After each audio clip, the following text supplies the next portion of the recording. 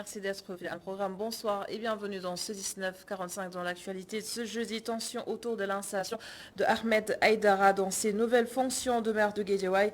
À l'origine, l'élection controversée du premier adjoint au maire, Chersar, de la coalition au pouvoir Benno Bokk Yakaar. Même scénario également à la ville de Dakar où Barthélémy Diaz a officiellement été installé aujourd'hui. Une cérémonie émaillée par moments par des scènes de violence face aux incertitudes sur sa gestion de la capitale. Barthélémy Diaz mise sur une collaboration sincère avec l'État central. Et enfin, d'édition, la fenêtre culture Awa Diop nous emmène sur l'autre rive de l'île de Ngor et ce sera pour suivre une formation sur les métiers du cinéma. Bienvenue à tous.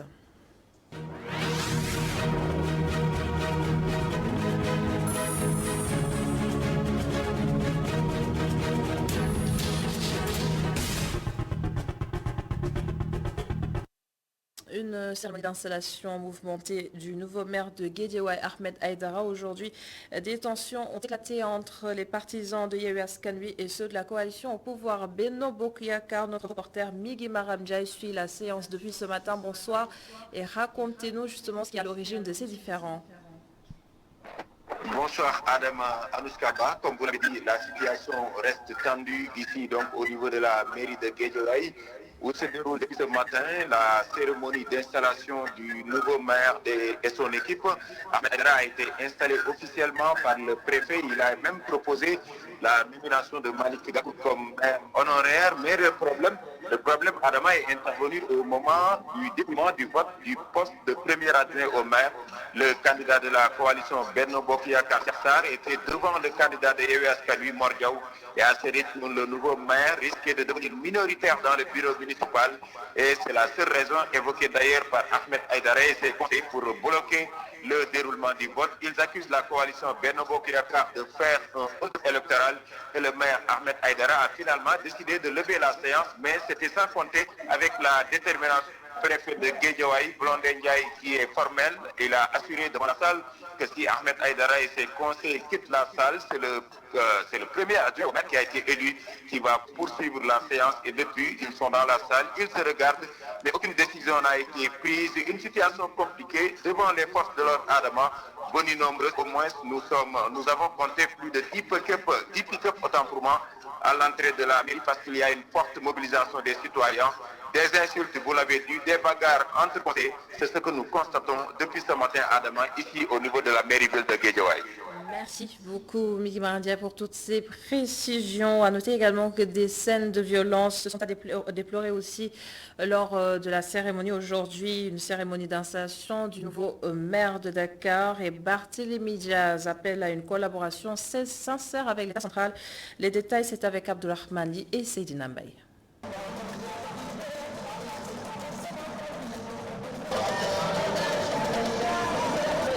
C'est dans une ambiance de fête que le nouveau maire de la capitale foule le sol de l'hôtel de ville de Dakar.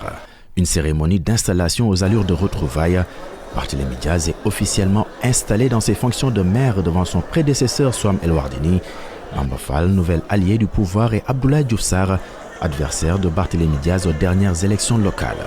Un premier pas vers l'ambition du nouvel édile de la capitale. En vue d'atteindre les nobles objectifs que nous nous sommes assignés, nous estimons qu'il est d'une absolue nécessité de mobiliser toutes les forces vives de la nation. Ces forces qui sont constituées par les différentes organisations, associations, institutions et assemblées élues. L'unanimité avec laquelle notre peuple a participé à la célébration de la victoire des Lions doit être préservée pour l'édification d'un Dakar bi ñu bokk, de sorte que l'ensemble des Dakarois se sentent effectivement concernés par tous les problèmes de la vie publique dans leur localité. D'une localité à une autre, Barthélémy Diaz renonce à sa fonction de maire de la commune de Mermoz-Sacré-Cœur pour se concentrer sur Dakar. Une exigence du Code général des collectivités territoriales. Dans un autre registre, Barthélémy Diaz se dit prêt à déposer les armes pour une collaboration sincère avec l'État central. Dans un souci d'approfondir la décentralisation et la démocratie locale, j'invite l'État à une collaboration sincère avec pour objectif de belles réalisations pour l'ensemble des Dakarois. Je dois le dire fermement et en parfaite harmonie avec moi-même. Je ne suis pas à la tête de la mairie de Dakar à un poste de combat contre les institutions de l'État. En revanche, je m'opposerai par tous les moyens en ma possession à toute tentative que pourraient perpétrer des opposants à la libre administration des collectivités territoriales. La coalition au pouvoir compte 25 conseillers sur les 100. Dr Malik Diop, un d'entre eux, dément l'information selon laquelle la coalition au pouvoir aura au moins un poste dans le bureau municipal. Juste savoir que nous ne serons pas dans le bureau municipal. Vous savez, ce qu'il y a, c'est que nous avons 25 conseillers municipaux. Sur ces 25 conseillers municipaux, nous avons ce qu'on appelle un groupe municipal. Et ce groupe municipal aura naturellement un président de groupe. Au-delà de ça, nous ne pouvons pas nous prononcer. Ceux qui ont voulu se prononcer par la violence ont été quelques partisans qui en sont venus aux mains des partisans du maire de la Médina selon nos sources, juste après qu'il a été battu à l'élection au poste de premier adjoint au maire par Abbas Fall, 61 voix contre 29. Nous avons monsieur. Et Barthélémy Diaz souhaite que son camarade de front, Khalifa Ababakar Sall, soit élevé au grade de maire honoraire à la ville de Dakar. Regardez. Je voudrais saluer tout particulièrement en ce jour monsieur le maire Khalifa Ababakar Sall,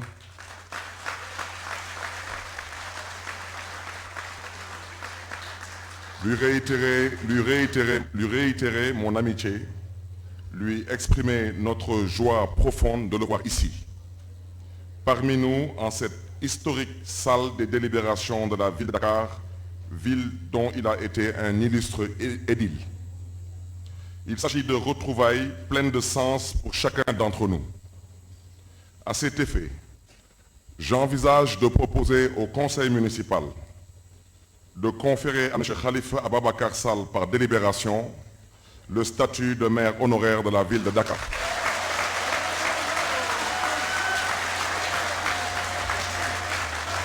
Et malgré ses assurances, son statut d'opposant suscite énormément de doutes sur sa gestion de la ville. Certains citoyens invitent le nouveau maire de Dakar, Barthélémy Diaz, à faire fi de son appartenance politique pour l'intérêt de la ville de Dakar. C'est un reportage de Mamadou Sy avec Barasso. Devant la porte de sa maison, El Hadj Gueye suit attentivement les discussions des menuisiers. Il affiche son inquiétude après l'installation de Barthélémy Diaz à la mairie de Dakar. Selon lui, sa posture d'opposant peut être un frein à sa gestion de la mairie. Du fait qu'il ne fait pas partie de l'APR ou de Benno Bokk Yakaar. Si l'État doit savoir que c'est la population qui demande, il faut les aider. Ne pas les prendre comme des opposants. D'autres sont catégoriques. Si l'édile de la ville de Dakar veut réussir sa mission, il doit travailler avec l'État. Pour tout aille de l'avant, il faut qu'il travaille avec l'État. C'est comme le cas de Khalifa Sall. Il y avait des projets, l'État le bloque. Il faut que l'État, c'est forcé. Si Barthélémy veut mettre en place certains projets, il doit obligatoirement travailler avec l'État. Je pense que c'est ce qu'il faudrait faire. Il est grand temps que les élus locaux pensent aux populations. Ils doivent oublier leur appartenance politique aux yeux de certains. Concilient et travaillent, même s'ils ne font pas partie du même parti. C'est la population qui est demandeur. Il faut aider la population. Le maire, il doit s'assurer devant le président de la République. Le président doit savoir que si il est élu par la population. Parce que vous faites de sorte. L'élection de Barthélémy Diaz à la mairie de Dakar suscite espoir et inquiétude. Des Sénégalais redoutent une cohabitation dans le scie entre un maire qui n'est pas de la coalition présidentielle et le pouvoir en place.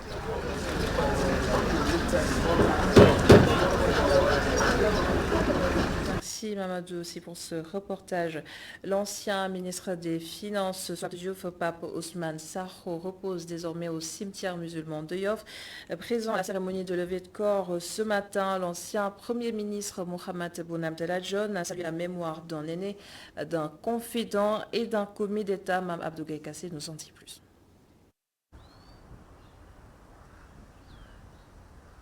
Pape Ousmane Sakho à jamais dans les cœurs des siens. La cérémonie de levée de corps de l'ancien ministre des Finances Souad Diouf a refusé du monde. Proches, amis, collègues et autorités, tout corps confondus, venus en signe de gratitude et d'hommage au regretté. Le dernier premier ministre du Sénégal dit avoir perdu un grand frère et un conseiller. Pape Ousmane Sakho était un homme bon, un altruiste. Et on peut ici citer des cas. J'ai vécu personnellement des situations dans lesquelles il m'a été d'un grand secours, d'une grande amitié, d'une grande fraternité. C'était le grand frère de tout le monde à la banque. Et la dernière fois qu'on s'est vu justement, c'était au palais, dans le bureau du président de la République, et on était en train d'échanger sur les politiques publiques à trois. Donc je peux témoigner du support discret qu'il a toujours apporté au chef de l'État. La nouvelle de la disparition de l'ex-argentier de l'État a suscité une onde de choc chez Ndioro Ndiaye, ministre du Développement social, collègue et ami de feu Pape Ousmane Sakho en 1994, année de la dévaluation du franc CFA, se souvient d'un homme rigoureux, d'un travailleur acharné et imperturbable, non sans se rappeler également du tandem Sakho-Loum. Tout le monde se souvient de l'époque Sakho-Loum.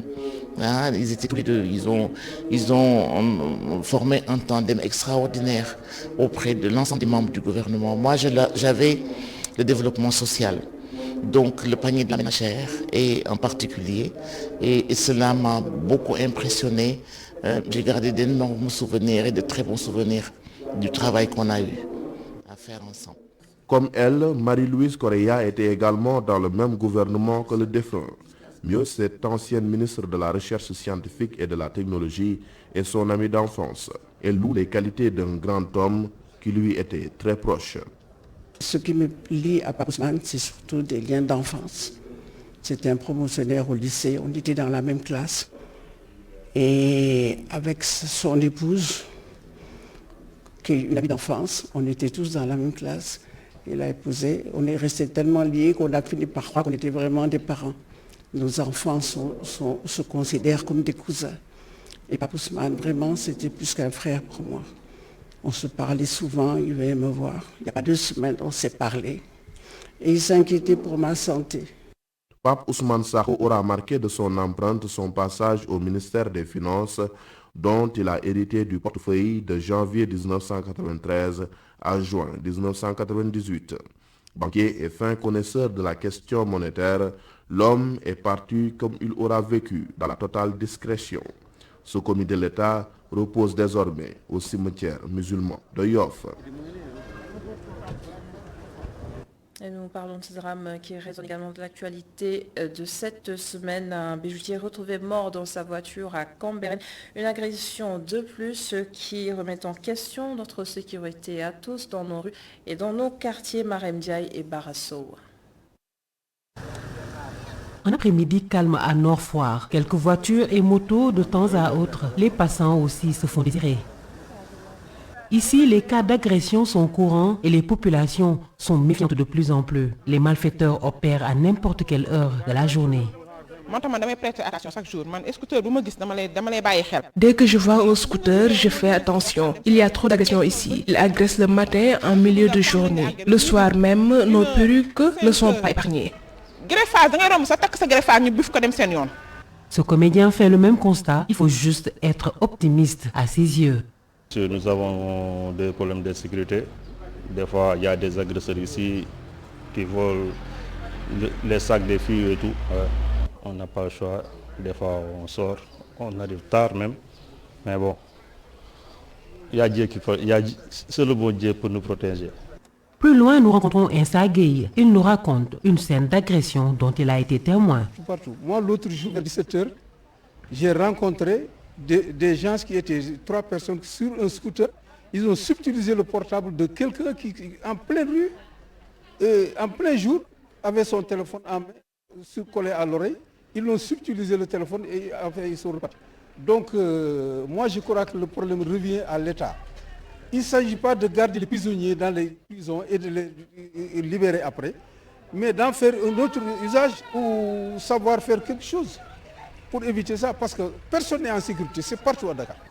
Le phénomène de l'insécurité urbaine ne cesse de s'exacerber et d'inquiéter à Dakar. À Nord-Foire, on fait attention dans la rue. Un poste de police ne serait pas de trop, selon les habitants, pour plus de sécurité dans leur zone. Et nous prenons prétexte de cette agression pour nous intéresser à la vente de bijoux en or et aux dispositifs sécuritaires que prennent les bijoutiers. Ils veillent au grain au vu de la valeur de leur marchandise. Chacun protège son bien à sa manière. C'est notre reportage du soir signé Mamadou Dieng et Babacar Diop qui ont rencontré des bijoutiers au marché Sandaga. La Lourdes est un coin très réputé de Sandaga, où l'or se vend et s'achète comme du petit pain. Ces bijoutiers manient l'or quotidiennement, un trésor que guettent les cambrioleurs, mais ils font sans doute face à une détermination des propriétaires qui protègent vaille que vaille leur commerce. Certains n'hésitent pas à dormir à côté.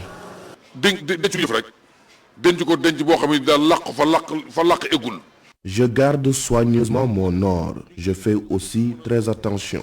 J'ai tellement peur de sortir. La nuit, je reste chez moi afin de veiller sur mon trésor. Les malfaiteurs sont prêts à tout.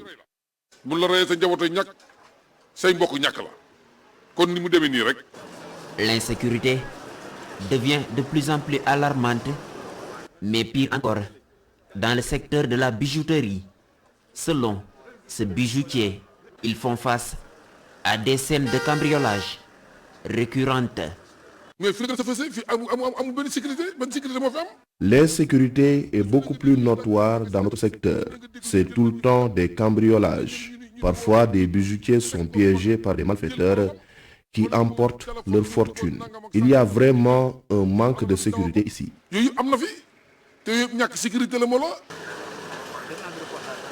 Au marché Tilène, l'or brille également dans un espace où il est subtilement rangé, dans des vitrines. Ici, les bijoutiers ont une stratégie pour garder leur trésor. Nous avons un magasin très sécurisé où chacun dispose d'un coffre. La descente, chacun va y déposer son or. Il y a des gens qui payent. Pour nous, c'est le meilleur moyen de sécurisation.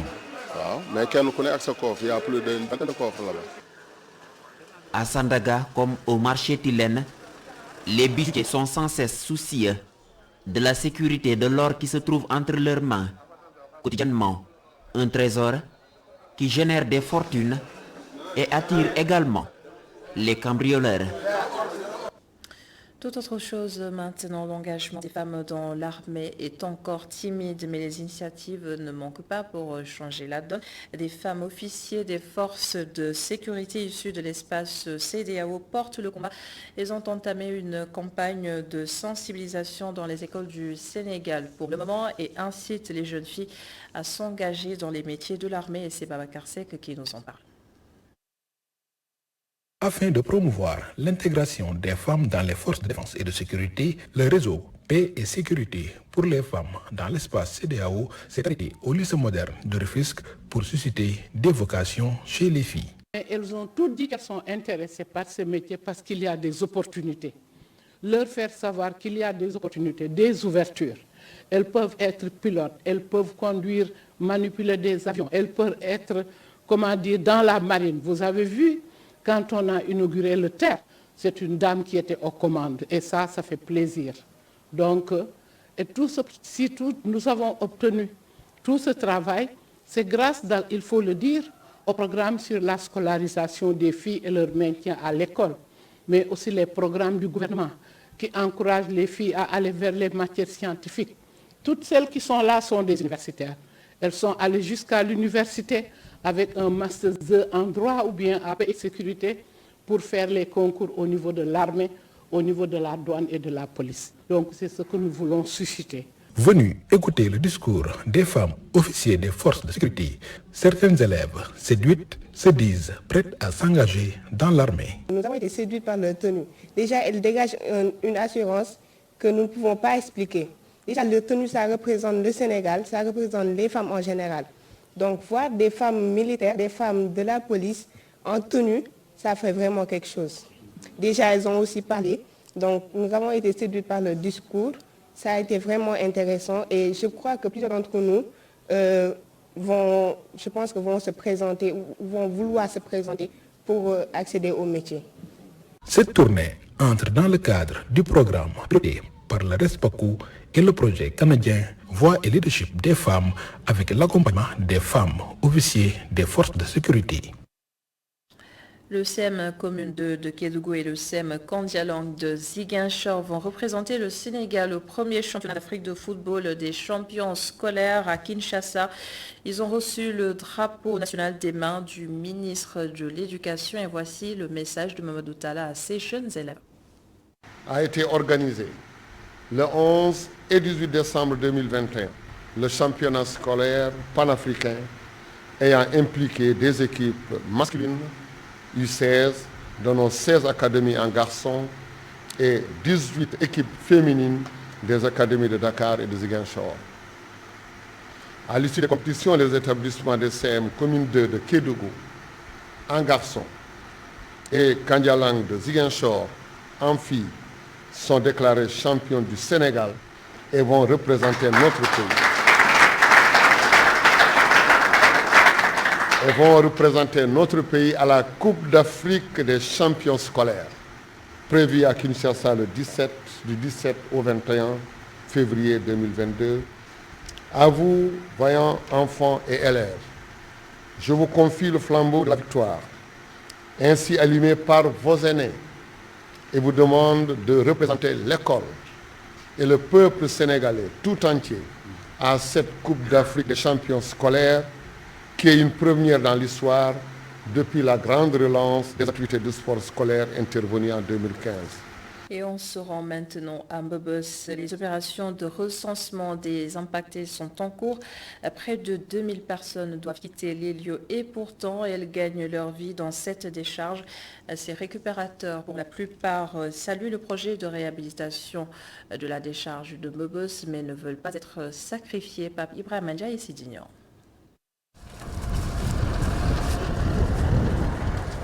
À Mbobos, elles se font appeler les Fatou Fatou de la décharge. Une appellation loin d'être péjorative sur place. Bien au contraire, elle retrace des parcours singuliers mais rythmés par un seul objectif, transformer les ordures ménagères en or pour aider leur famille. Travailler afin de prendre en charge les enfants parce que mon mari peine à assurer les dépenses quotidiennes. Voilà l'unique chose qui m'a poussé à venir à Mbobos. Je bosse dur pour envoyer de l'argent à mes enfants issus de mon premier mariage au village, tout comme j'aide ceux qui sont ici. Chaque jour, elles viennent des quatre coins de Dakar pour gagner leur vie ici. Au commencement était l'homme, mais au fil du temps, ces récupératrices s'imposent malgré les difficultés. Pour résumer le danger que nous côtoyons au quotidien, un récupérateur me disait que cette fumée que nous respirons tous les jours réduit notre espérance de vie.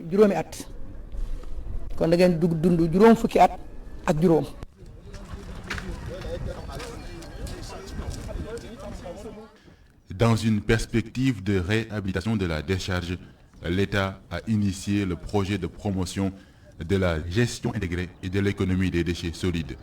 L'idée est d'en faire un poumon à la fois écologique et économique. Elle valide tout en se posant des questions sur leur avenir. Nous avons espoir. S'ils respectent leurs engagements, nous pensons que tout ira bien. Mais nous sommes censés quitter les lieux. Par conséquent, Nous espérons qu'ils vont nous apporter toute l'assistance nécessaire. Lors du lancement du projet, le président Macky Sall a pris l'engagement de soutenir les femmes. Nous pensons qu'il le fera.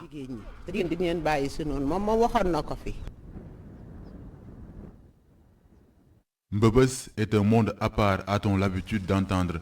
Justement ici, les récupératrices s'organisent pour ne pas être en marge de la société. Un exemple, cette femme est chargée de communiquer les mauvaises, tout comme les bonnes nouvelles.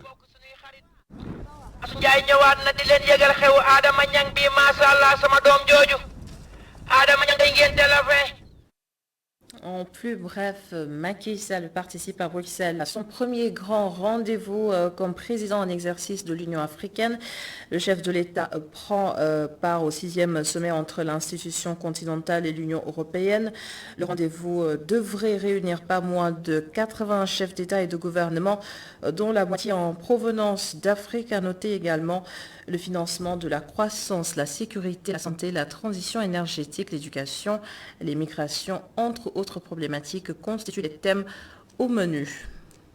Et puis au Mali, la France et ses partenaires européens ont officialisé aujourd'hui le retrait militaire du Mali au terme de 9 ans de lutte contre le djihadisme, tout en affirmant vouloir rester engagé auprès des pays sahéliens et du Golfe de Guinée. Emmanuel Macron déclare que ces régions sont des priorités de la stratégie d'expansion des organisations djihadistes Al-Qaïda et État islamique.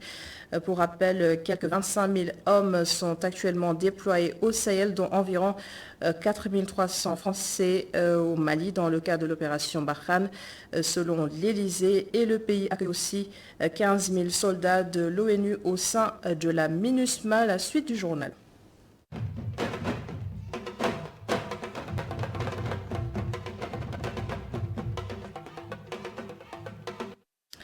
L'île d'Angor abrite depuis le 8 février dernier une session de formation intensive sur les métiers du cinéma avec comme principal objectif pour les résidents relever le défi de réaliser un film en 12 heures.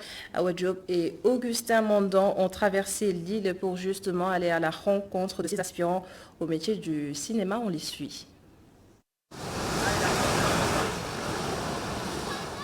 72 heures pour faire un film, le délai semble court certes, mais le Kino Teranga, dont la mission principale est de démocratiser la formation dans les métiers du 7e art, compte bien outiller ces jeunes apprentis cinéma pour y arriver. Une opportunité bien saisie par ce journaliste dont l'ambition est de devenir scénariste-réalisateur. Elle est inédite pour un grand commençant comme moi. Disons que c'est une occasion rêvée d'apprendre et de se familiariser aux différents métiers du cinéma. Ensuite, l'occasion nous a été donnée de se familiariser, comme vous l'avez dit, avec les métiers du 7e art, mais également de titiller un peu les genres, je veux dire un peu donc l'écriture de scénario, les prises de vue, le cadrage, le montage, mais également les jeux d'acteurs. Et donc tout un package en fait, qui nous a permis de mieux appréhender ces questions, mais également aux problématiques qui assaillent donc le secteur du 7e art. Plus d'une vingtaine de jeunes venus de Dakar, mais aussi de l'intérieur du Sénégal sont bénéficiaires de cette session intensive. Membre du centre d'interprètes de Toubacouta, il a toujours rêvé de travailler dans le secteur du cinéma. Un rêve sur le point de se concrétiser pour lui. Dans ce cas, j'ai beaucoup de projets sur le domaine cinématographique. Et alors je me suis dit, à travers ça, aujourd'hui je deviendrai peut-être un grand professionnel, un grand réalisateur, un grand scénariste même. Ouais. Donc j'ai même pensé à dire que pourquoi pas même rester ici au Sénégal, continuer à écrire certains scénarios ou bien même réaliser des trucs qui sont... Bon, je ne peux pas tout vous dire, mais quand même c'est une passion. Et aussi, ce que je peux dire aussi, dans cette formation, moi je remercie beaucoup Fifi parce qu'il nous a bien mis dans les bonnes conditions. Et là, on est déjà à l'hôtel, on est nourri, on fait tout, il nous donne tout et on ne dépense rien. Donc tu vois, ça c'est une grande opportunité. Aujourd'hui, les gens sortent, ils vont un peu partout dans les grandes écoles, ils payent, ils gèrent même leur transport aller-retour, ils payent tout. Et nous, on a eu la chance aujourd'hui de faire une grande formation et sans aucun sou, sans aucun moyen. Donc on remercie beaucoup Kino Teranga. Journaliste et auteur, il se projette déjà à l'adaptation de ses écrits en long métrage. L'État est aussi invité à soutenir cette initiative pour pouvoir tendre la perche à beaucoup plus de jeunes apprentis cinéastes. Personnellement, je suis écrivain, donc j'ai toujours été en tout cas intéressé à l'idée d'adapter un jour mes écrits au cinéma. Et cette formation m'a permis effectivement de voir la nette différence qui existe entre l'écriture romanesque, mais également ce qu'on fait au niveau du cinéma. Mais cela m'a permis également d'être outillé sur vraiment les techniques de rédaction de scénarios. Et j'en trouvais déjà l'idée d'adapter, en tout cas moi-même, mes écrits au cinéma par un peu donc l'adaptation, l'écriture scénaristique, si je peux le dire ainsi, donc de mes ouvrages, de mes nouvelles, si je peux le dire ainsi. Et je pense que cela me donne également l'occasion de voir au-delà de l'écriture cinématographique ce que je pourrais faire pour les projections que je pourrais avoir, un peu dans la réalisation de, je pense aujourd'hui à des longs métrages, à des films documentaires. Donc je pense que c'est enrichissant. Cette session intensive vient donc aider les jeunes à travailler sous pression sur un plateau de tournage. Les cours sont donnés par des professionnels du 7e art sur les techniques de réalisation d'un film. 6 courts-métrages seront d'ailleurs réalisés par les résidents à la fin de cette formation et des projections sont prévues ce vendredi sur l'île de Ngor.